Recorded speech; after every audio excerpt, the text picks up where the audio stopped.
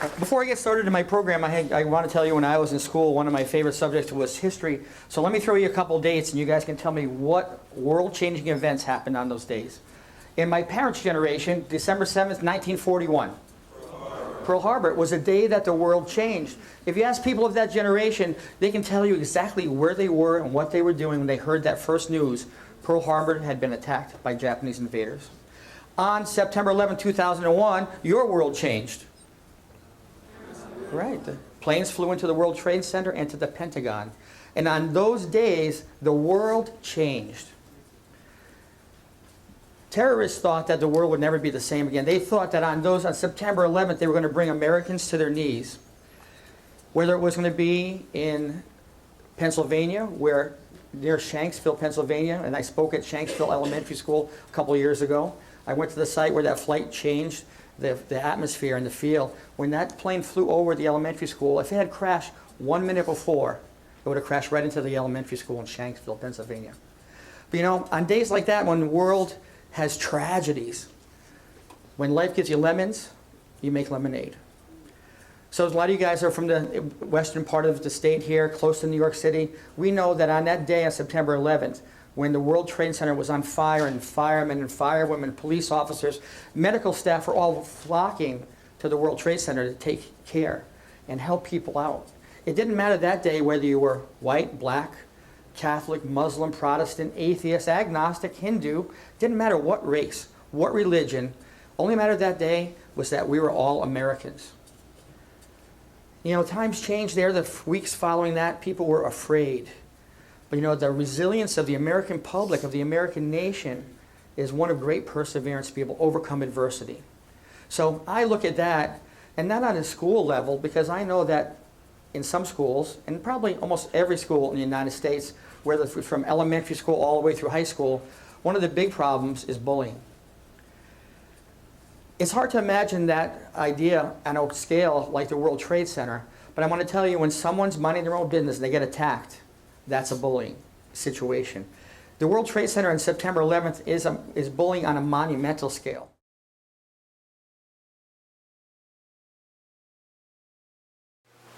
Times have changed. It's not your parents' generation anymore. We have to address it now. We have to know that times are different. But I want you to know that you're not alone. Many people have been bullied in their life. Robert Pattinson. All the women in the classroom know this, right? Eminem. Michael Clark Duncan. He was the kingpin in the Daredevil movie. I'm a superhero kind of guy. I have a big comic book collection. So I study heroes. And you know, Michael Clark Duncan, he's about 6'7", 320 pounds. He was picked on in school. I just mentioned Eminem too. You know, Eminem's changed schools every year in elementary school. First grade to second grade, changed towns, changed schools. And he was always a new kid he got picked on. Actually, one of his situations in high school, one of the bullies pushed him against a locker, smashed his nose up against the wall, broke his nose. His mother brought a lawsuit against the school for failing to protect her son. So you got to know that bullying is going on, and it can happen even to the tough guys like Eminem. I want to tell you about my story because, you know, everybody has a story within them. And so what happened, my very first bully situation was when I was 3 years old. Playing in the sandbox with my sister, she's 4. She said something mean to me, so I stuck my tongue out at her. She filled my mouth full of sand. That's my first situation. But I remember like it was yesterday. My sister's 50 now, she's still kind of mean.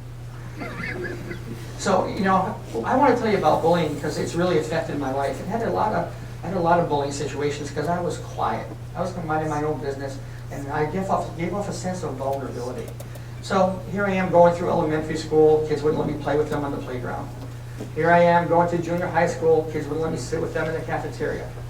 Here I go now. I'm in high school, and generally in high school, the bullying has decreased some, but not always. My parents were realtors, and my father built houses, so we used to have a lot of people into their home office, and one of the kids that came in was my age in high school. We were both 15. He came in and said, "Oh, buy the house next door. We'll be best buddies." He even sat next to me in my homeroom in high school. So here we are. We're getting to be friends. Little did I know that he had a mean streak in him, a mile long. And he liked to pick on kids, and I became his favorite target. Well, if we were around the house and my parents weren't looking, or his parents weren't looking, it was pushing, shoving, name-calling. I'd be sitting at the desk, and my teacher in homeroom would turn around, he'd knock all my books onto the floor, take my lunch money, all those classic things, you know, like Like, when you're on the beach and people kick sand in your face, And he just did it. He could have wrote the book on bullying. But it all came to a peak one spring afternoon. It's a Friday afternoon, we get off the school bus. The school bus drives away, and here we are standing there, just me and a group of kids. So me, minding my own business, my mother said, just stay away from him, it'll be okay. And I tried to take that advice. I said, I'll just stand over on the side, talk to my friend Patty. We've been friends since 3rd grade. So here we are talking, but I'm keeping my eye on him. And this guy's name is Amos, an old-fashioned kind of name. And he hated that. If you called him Amos, he used to slap you around. So I'm standing with my friend Patty, and here's this guy Amos. He's over on the side with 2 of his friends. And I can see he's getting agitated. Did you ever see when people get in your personal space, they're getting a little too close, and they start getting annoying? And I could see all of a sudden he was agitated, he was anxious, he was starting to turn red, and then he turned around and looked at me. He stormed up to me, he got into my face, and he said, okay, I'm tired of your attitude, I'm tired of you always telling people I'm the big bully, and I'm going to do something about it. And just as I tried to put my hands up to be able to say, hey, I didn't say anything, I'm minding my own business, the hand came up in the air. And if you know anything about self-defense or about adrenaline stress, there's a symptom called psyche-tachy, when things appear to come in slow motion. So you guys all live in New England here know that if you've been in a car that went to a skid in an icy day, it seems like all of a sudden things almost stand still. Well, as his hand came towards me, it came closer, closer, and then boom, it hits me in the eye. Down on the ground I went. He's kicking me, he's punching me, stomped on my head. And as I curled into a ball, I just wished and prayed he'd stop hitting me. My friend Patty ran in the house crying, didn't know what to do. And he walked away laughing with his friends. And in the last part of his attack, he spit on me. It was the worst day of my life. When I tell the story, I can go right back to that emotional part of the situation. He walked away, I got up, I dusted myself off. My nose is broken, my lip is split, my eyes swollen completely shut, cracked ribs, and a concussion. I walk across the street, I open the door, and I try to get in there nice and quiet, but who do I see? My mother. And ladies, we love our mothers, but mothers, you can be emotional. Right? So I walk in there, and she sees my eye, I'm all beat up. She says, what happened? I had to tell her, I got beat up.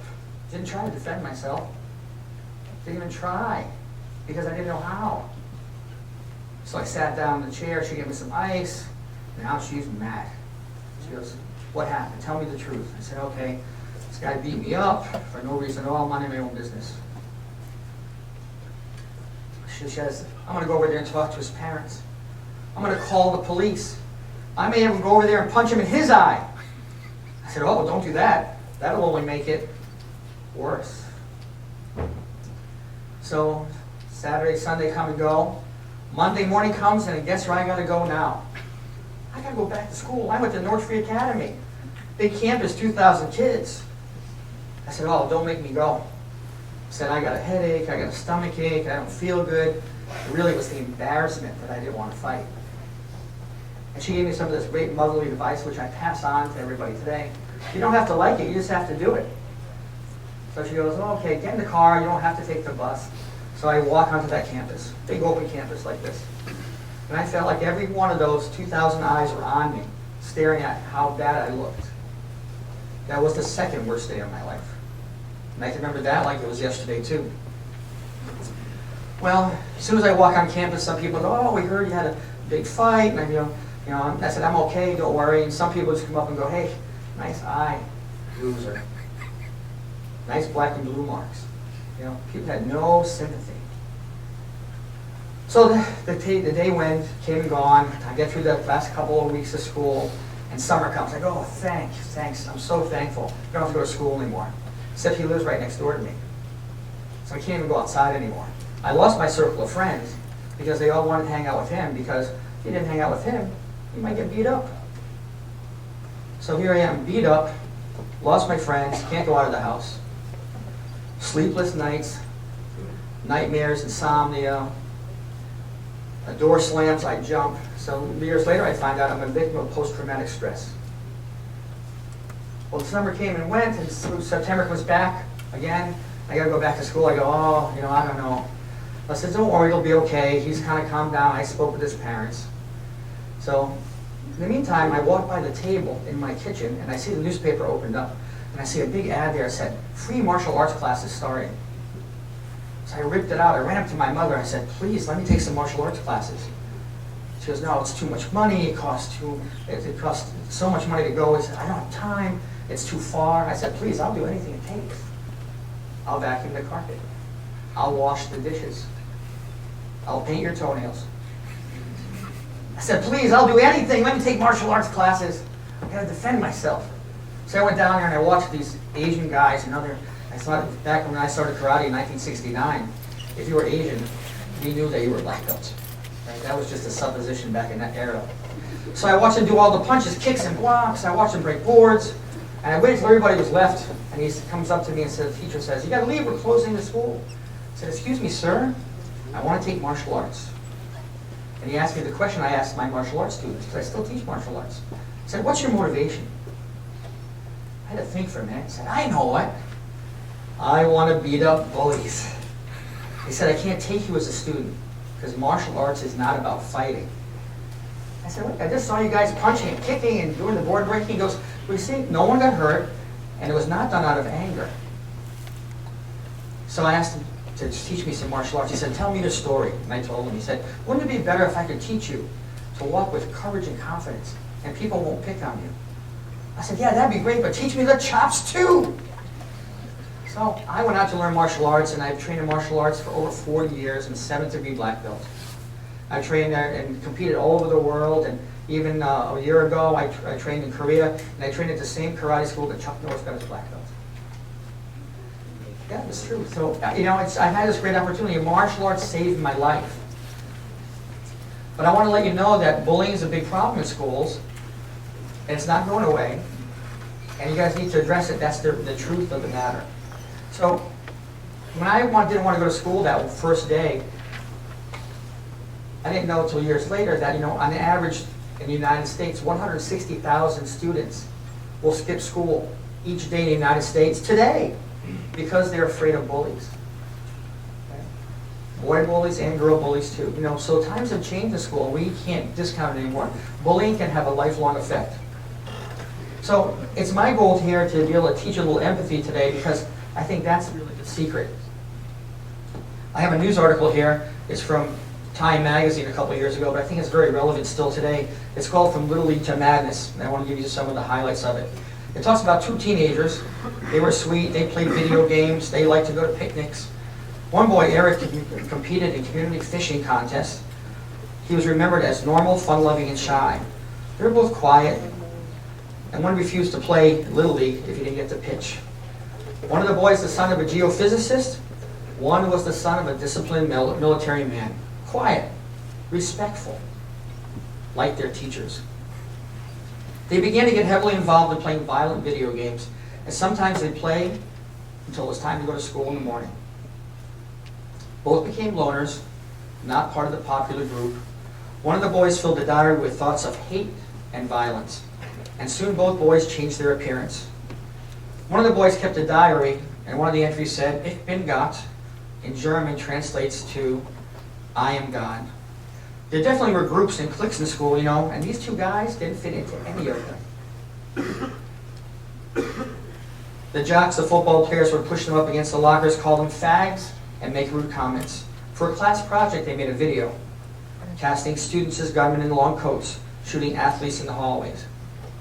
On Tuesday, April 20th, Hitler's birthday, Eric and Dylan skipped school. As lunch hour began, Brooks Brown saw Eric in the school parking lot. He noticed they were acting strange and asked, "What are you guys up to?" He said, "Never mind, we like you. Go home." As he drove down the driveway, he stopped, checked his cell phone, heard gunshots ring out. 12 students and a teacher dead in Columbine High School. This is not separate. Over the last decade, there have been over a dozen school shootings because of kids were being bullied and not knowing what to do about it. Have times changed in schools? Yeah, I think so. I think we need to really understand that bullying is hurtful and dangerous. Not only the person being bullied, but the people that are being the bullies too. So let me tell you a quick story about a school in Nova Scotia. It's a middle school, and the girls start putting lipstick on, and it's just not a big deal, but every time they leave the girls' room, they put little lip prints across the mirror. So it gets to be problematic, so the custodian brings the principal into the school and says, this is getting to be a big problem. It spends 2 hours every day cleaning the mirror off. So the principal brings all the girls in they think are the big offenders and says, well, the custodian wants to show you how much extra effort it takes to be able to clean these mirrors. So the custodian takes his long handle squeegee off his belt. He swirls it around the water in the toilet. And he scrubs all the lip prints off. No more lip prints. Okay? So it's for me here today, I don't want to teach you about bullying, but I want to educate you about bullying. Because there's a difference between teachers and educators. And just like that squeegee story, we have to know that everybody here has 18 million brain cells. They don't start to work until you do. So let's talk about bullying. Bullying is deliberate, it's repeated, and it's impossible or difficult to defend against. Really, it's a situation where someone feels victimized. Can't do anything about it.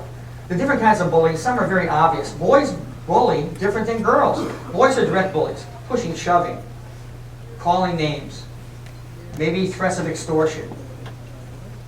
Sometimes it's racial bullying. You know who's getting the biggest kind of bullying these days? Some schools I go to, if there's a Muslim student in the school, they have become serious targets since September 11th. The sexual bullying. You hear these words in school: gay, faggot, lesbian, making fun of body parts. The social bullying seems to be the biggest one now, and a lot of schools ask me to spend a lot of time speaking about cyberbullying, texting, sexting, Facebook. Right? It's getting to be a problem where before when you left school, and you guys, because you're boarders here, you don't get a chance really to leave, to be able to get away from people that might be bullying someone. And I know there's bullying going on in the school. How many people could share this with me? How many people already saw some form of inappropriate bullying so far today? Can you guys raise your hand and show me? Thanks for volunteering. Thank you. I appreciate that. Because I know, and some of you guys are afraid, who won't raise their hand even if I gave you free money? Just kidding. All right. I think the cyberbullying is tougher because it's anonymous. It's 24/7. And I think the people that cyberbully are really cowards because you can do it anonymously. There's a YouTube video someone made of someone doing a funny dance and it went viral. The kid from the high school was kind of a special education kid, special needs person, and he was so embarrassed he ended up committing suicide from the video. Because that's the deep, dark secret of bullying. It's called bullycide. Over 2,000 kids a year will commit suicide because of bullying situations. You guys remember about a year or so ago, a Rutgers student named Tyler Clementi was videotaped making out with another student. He was outed as being gay at Rutgers University. They found his car the next day up on the George Washington Bridge where he jumped off, killed himself. There's a school in Massachusetts I spoke at last year. A young girl from Ireland came here named Phoebe Prince. 15 years old, started to date one of the jocks, and the girls all hated her because she stole the boyfriend away from one of the cheerleaders.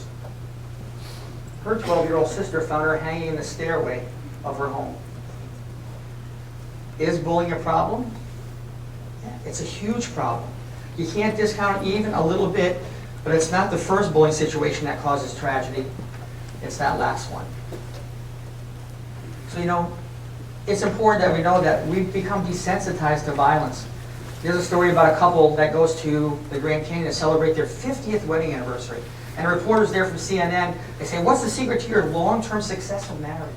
And the husband says, I can tell you right now. He said, because we came here on our honeymoon 50 years ago. And if you've ever been to the Grand Canyon, it's one of the most majestic sights in the whole world. And so there's an opportunity for you to get down to the basin. You take a little donkey ride down. And do you know what the trails are like on the way down there? They're very narrow. But the donkeys are trained since they're babies to be able to be sure-footed to go all the way down. So the donkey starts to ride down with the people on them with their packs. And as they're just a few minutes from the top of the basin, the donkey starts to buff the lady off. She reaches up with her hand. She smacks the donkey on the head hard. It says, donkey, don't try to bump me off. That's one. Well, the husband's just so surprised. He's about to say something, and the donkey starts to buck her off again. She reaches up with a closed fist, and she punches that donkey right in the nose.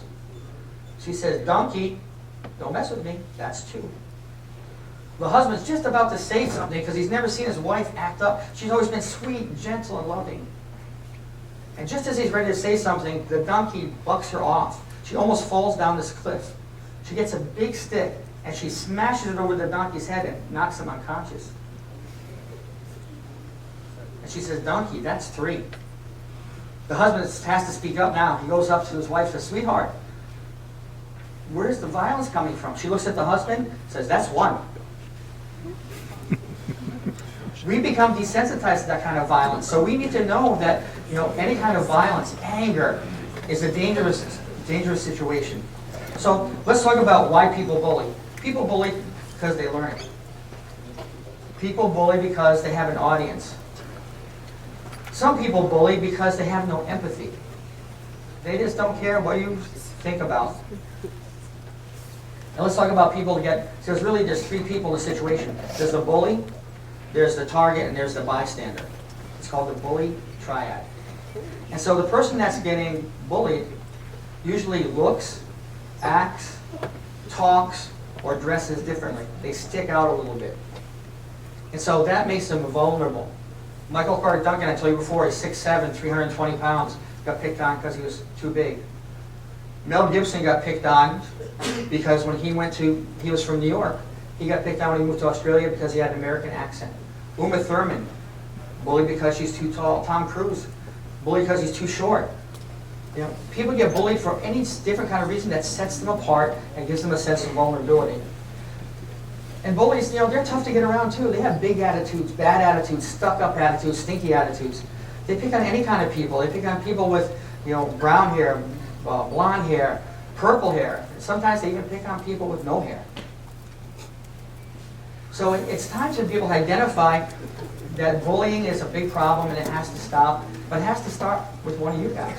The very first person that can speak up, I believe, can become an everyday kind of hero to help everybody respect others. In 1995, I went with a karate team to Europe to compete in the World Championships. And so we went there, and one of the students that went with us, his name is Scotty. He's blonde hair, blue eye, about 15 years old. But Scotty's a black belt, but in a non-traditional sense. Scotty has a crooked spines, crooked some of the stone walls that run through some of these old farms out here. He was born with a condition called spina bifida. He walks with 2 big metal crutches. And on a good day, he walks like this. So we go to this World Championship. It's going to be countries represented from about 12 countries and all over the world.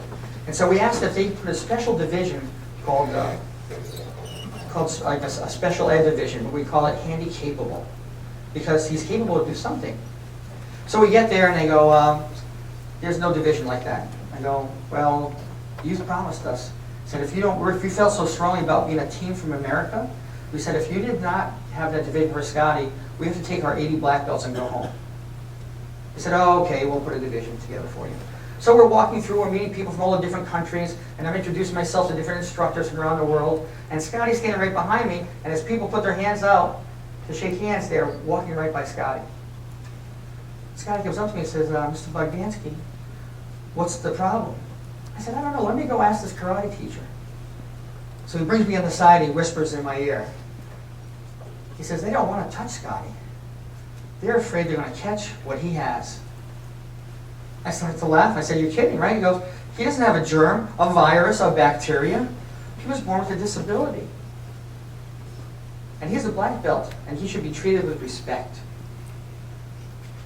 I said, "Well, we don't have students like that in our karate schools. We just don't allow them." So he starts to hear this a little bit. He starts to cry. He goes, "Oh," I said, "I just want to go home." And I gave him my muzzled advice. I said, "You don't have to like it, you just have to do it." I said, "You get out there and do your best." So if you know anybody ever do martial arts here? Must be a big crowd like this. You guys that do martial arts? And so martial arts competition, one of the competitions you can do is called forms competition. You get out by yourself. You demonstrate your blocks, your punches, and kicks. And they grade you on your speed, your power, and your balance. Scotty said, "I'll show them. I'll go out without my crutches." He fell down 6 times. Came in last place. Came over to me. Now he's really crying. He goes, I can't believe it, you know, I'm so sad. I said, Scott, he said, the crutches are part of who you are. I said, why would you go out there and change who you are? Be proud of that. I said, it'd be like trying to change your, I can't say hair color because we can change our hair color, right? But it's like trying to change the color of your skin or the color of your eyes. I said, be who you are. So he went out with his crutches and he competed in the next division with all the teams that didn't want to shake his hand. It was called the self-defense division, where you choreograph a routine with a partner with different punches, kicks, and blocks. The first attack comes with an overhead attack. Scotty blocks with his crutches, hits his partner in the stomach. His partner lunges at him with a punch. Scotty sidesteps because he's pretty dexterous with his crutches. He hits the guy in the stomach, hits him on the toe with his crutch, and as he's hopping around, he sweeps him to the floor. Attack after attack, defense after defense. Scotty's moving like a cat out there. Pretty soon all the kids around him are yelling, Scotty, Scotty, Scotty, yelling and screaming. Scotty comes back to attention, bows to the judges, and as he's waiting for his scores, all these kids run into the ring, lift him up, and parade him around an auditorium with 10,000 people. The sound of Scotty, Scotty yelling back and forth stopped all the action in the whole auditorium until finally the judges called him back and placed him back in the ring. The judges know what's a perfect score in karate, just like gymnastics. What is it? It's a 10, right? So they give Scotty a 10. The judge from Greece gives him a 10. The judge from South Africa, a 10. The judge from the Netherlands gives him a 10. Scotty won a gold medal in competition that day because they realized that, you know, it's okay to be different. Would you guys mind giving my friend Scotty a hand for that day? I think he deserves it.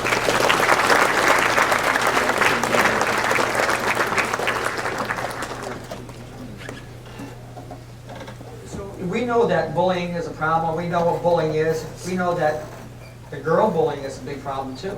You know, so if I were to bring 4 bullies up here, 3 of the 4 would be boys and 1 of the 4 would be a girl. Girls bully differently because they're indirect. They gossip. They spread rumors.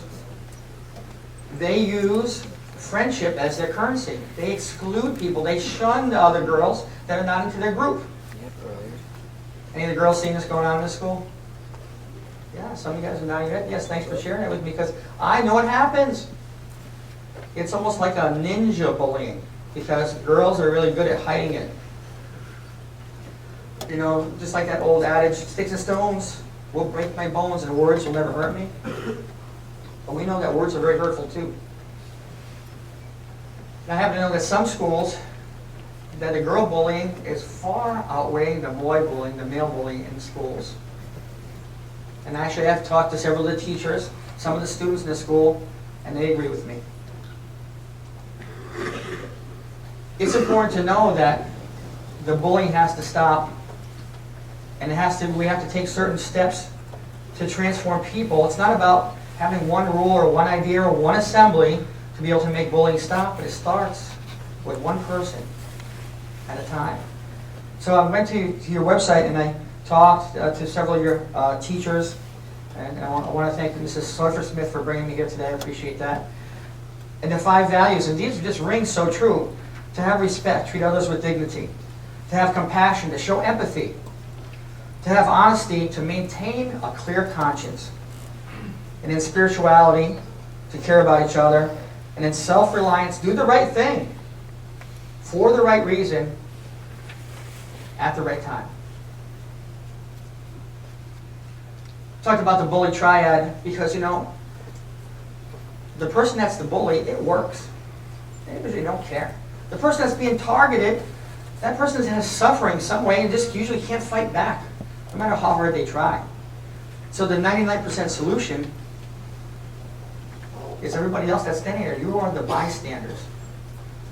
But what's going to change is you've got to have to be able to have the power to take action, to take the power back from the bullies. First of all, you have to accept responsibility that bullying's a problem and it has to stop. And one of you can be the first one to stop it. One of you can be the one that starts it. It starts with like a virus, one cell at a time, multiplying. You have to accept responsibility. You have to be respectful. Just treat other people how you want to be treated. I know it's in the 5 values. Right? You have to be respectful. One of the things that heroes do, because I want to bring us back to the idea about being a hero, is that you have to have courage. Real courage is not being fearless, it's having fear and being able to take action anyway. You all watched The Wizard of Oz since you were little kids. The Scarecrow wanted a brain. The Tin Man wanted a heart. And what did the Lion want? Courage, right? It's an attribute we would love to all have. How many times did you not be able to do something? You're not able to do something because you didn't have the courage. Right? And this is what real heroes do. They do what other people won't do. Which one are you going to do to be able to step up and do that? I know you all have leadership skills. Some are untapped, right? But how many times would you see a situation go on and say, boy, I wish I had the courage to be able to stand up and do something and say something, because it'll make a difference. And I'm going to tell you right now, it's the right thing to do. And 85% of the time, when someone stands up to a bullying, the bullying stops in 10 seconds or less. 10 seconds or less. Just by someone saying, hey, knock it off. That's not cool. You know, it's very hurtful. 10 seconds. Right? You all have the courage to be able to do that. But you know, you have to test yourself sometimes in different ways. And so being a martial arts teacher, I need to be able to put that into action right now today. I need to have a couple of people come up and break some boards so we can get some action in Canterbury School. Anybody interested? Who wants to break a board? Come on up, man. Come up here. You come up here. Get up here. I'll take one of the girls' team here. One of the girls, whoever's brave, to come up. I need you all to volunteer. A couple teachers. I need a couple teachers to come up here too. Volunteer some teachers.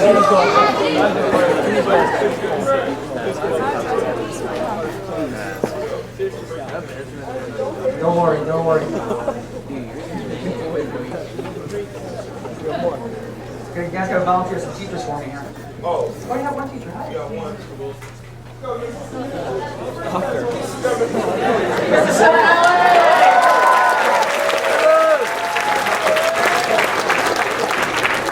All right.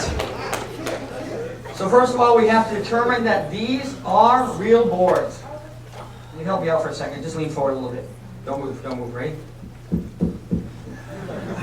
Fake or real? Thanks. So I just want to get a testimony there. Okay? Gossip. Big problem.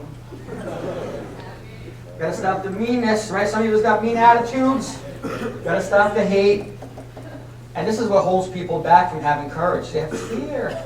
And fear stands for false evidence appearing real. So I want you to know now that these boards are real. Come up here. Maybe you get to go first. Okay? These boards are real, and sometimes they don't break. But let me coach you how to do this. First of all, I will support this from behind, because if I don't hold it really strong, it'll be like a shock absorber, and you will not be able to break it. Okay? Your support system are your faculty, your friends. There's not one faculty person that if you went to talk to them and said, I'm having a problem with bullies and I don't feel good about this situation, they wouldn't bend over backwards to help you resolve it. I know that for a fact. That's the kind of people that teach at this school. So, having a mean attitude is part of the problem. We know people like that. So, when you hit this board, you have to hit it hard as you can, because sometimes they don't break. If it does not break the first time, what should you do? Hit it again. Right? That's called perseverance. You have a non-quitting attitude. If it does not break the second time, what should you do? Get an axe, cut through it. Give this guy a hand. He knows what he's talking about. And if it doesn't break, get an ice pack, because you'll probably need that too. Okay? All right. So when I go to other countries, and I've been to countries all around the world, the first word I learned to say is thank you. And I'm going to thank you all now for letting me come here today.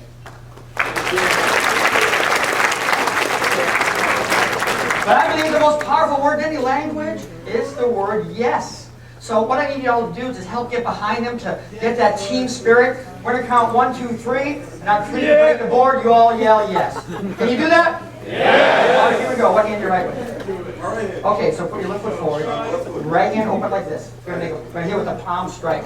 You have to follow through on the board, because if you guys don't change anything after I left here today, it does no different, right? You all have to take action. Okay? So on a count of 3, it's going to be like this: 1, 2, 3, right through. Ready? 1, 2, 3.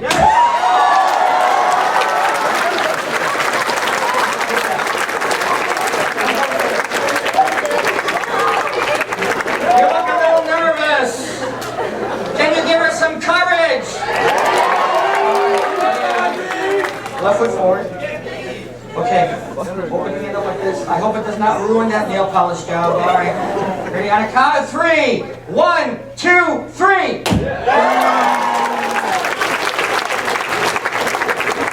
That was good. Is she ready? Okay, here we go. Hand open like this. Palm heel strike. Follow through. And remember, when you do this, you don't hit with your hand, you hit with your whole body. So your whole body must move through the motion. Okay? On a count of 3. 1, 2, 3. Oh, good job. Here, take this with you. Just shoot in there. Does Mr. Seminelli look ready? Does he have some of this? No. A little closer. All right. Right hand. Okay, so hands up. Both hands up, because I want your wallet too. All right, all right. Can you do it? Yeah. All right, so hand up. Hitting with the palm striking heel right with his. Follow through. On a count of 3. 1, 2. Nah, he's not ready. I gotta have the kind of like serious face. This one. Like she over there, she was like, I was scared. You were scared me like, I'm not going to be embarrassed and not break this board. I also forget to tell you one other part. Even when you break the board, it still hurts a little bit, huh? Yeah, sorry. Yeah, I neglected to tell. Whoa. Get back over here. All right, here we go. For the champion of justice. For the real Superman of this school. On a count of 3. 1, 2, 3.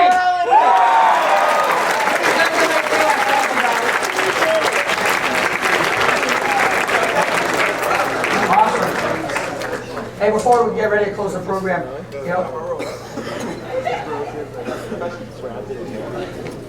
I want to tell you one more story. It's about a friend of mine that went to study martial arts in Japan. And there's a martial art called Aikido, and there's no punches, no kicks. It's all about redirecting force. And Aikido could really be called the art of reconciliation, because when you do this, there's like no opponent, you just redirect their energy. And so he went to study over there, and to supplement his income to pay for his lessons, he was teaching English to Japanese students. But he had a little bit of a temper, and he always wanted to test himself in martial arts, and he wanted to try to get in a fight to see if it really worked. Well, his teacher always tell him, if you fight, you've broken your connection with the universe. The martial arts is not about fighting. So one day he's leaving his karate school, his Aikido school, and he goes in the subway. He's just about to his apartment, and the door opens up in the subway, and this big workman storms in, yelling and screaming, bumps into a lady holding an infant, and sends her into the arms of a couple sitting along the door. They get up and they run to the other end of the subway, and my friend stands up. He sees this guy and he says, if he tries to hurt someone, I'm going to take him out. But all I can hear in his mind is his teacher's voice. Martial arts is not about fighting. So he thinks to himself, if I get this guy really mad, I'll be able to take him out just like that. He won't have any focus or self-control. So just then he stands up and he blows him a kiss. Well, this big workman is mad. He looks over, he's got bloodshot eyes, dirty clothes, he's got dried vomit down the front of his beard. They storm together from one end of the subway car to the other, and just as they're ready to exchange blows, a little old man sitting on the subway in this old traditional kimono, he puts his hand up and he looks at this big workman. He says, hey friend, you look like you're having a tough day. This big workman grabs him by the jacket and says, old man, mind your own business, or I'll have to teach you some Japanese manners too. He says, oh, come on, you don't want to argue and fight. He said, just be like me. He says, let's go home. You can see your wife, sit under the persimmon tree, drink a little tea. Just then, he releases this old man. He drops his head and stoops his shoulders and starts to cry. He said, I can't go home to my wife. She passed away this morning of cancer. I lost my house because I had to give up my job to take care of my wife in the hospital. All my money went there. I have no money, I have no home, I have no wife, and I have no friends. Just then the subway door stops. The subway door opens, the subway stops. My friend gets out, it's his apartment exit. He goes over there and he walks to the door, and as he looks over his shoulder, he sees the old man with his arm around this workman, saying, don't worry, I will be your friend. So what the martial artist wanted to do with fighting, with bullying, with anger, he saw what peace, love, and understanding do, and true compassion, if done the right way. So I need to know today, are there everyday heroes in this audience, in this school, in this auditorium, that can stick up for someone that's being bullied, to stop the meanness, the mean girls, the tough guys, that can stop that kind of bullying from going on in any school? Could this be one of the private schools in the country that sets the example for what true compassion and respect really are? I think so. It's been an honor and a privilege to be here. Thank you, everybody.